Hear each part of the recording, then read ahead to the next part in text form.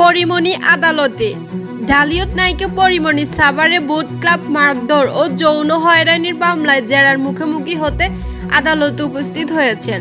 সোমবার ২৬ মে বেলা ১১টার দিকে ঢাকার ৯ নম্বর নারী ও শিশু নির্যাতন দমন ট্রাইব্যুনালে তিনি হাজির হন।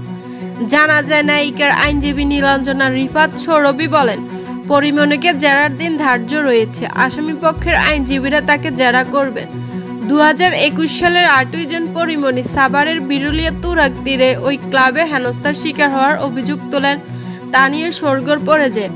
১৩ই জুন রাতে তিনি ফেসবুক পোস্টে লিখেন, আমি শারীরিক নির্যাতনের শিকার হয়েছি, আমাকে র্যাপ এবং হত্যা করার চেষ্টা হয়েছে, আমি এর বিচার চাই।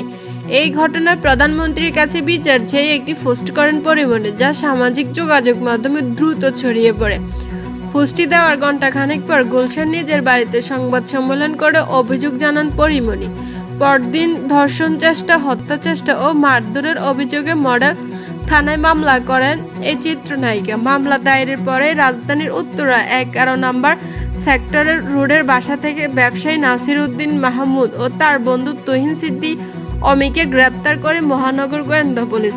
তদন্ত শেষে সাভার মডেল থানার পরিদর্শক কামাল হোসেন ৭ই সেপ্টেম্বর ৩ জনকে আসামি করে আদালতে অভিযোগপত্র দেন।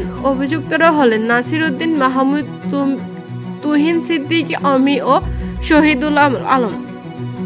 এরপর ২০২২ সালে ১৮ই মে অভিযোগ গঠনের মধ্য দিয়ে আসামিদের বিচার শুরু হওয়ার আদেশ দেয় আদালত। ওই বছরের ২৯ নভেম্বর পরিমণি আংশিক জবানবন্দি গ্রহণের মাধ্যমে সাক্ষ্য গ্রহণ প্রক্রিয়া শুরু হয়। এরপর গত বছরের ২২ সেপ্টেম্বর তার সাক্ষ্য গ্রহণ শেষ হয়।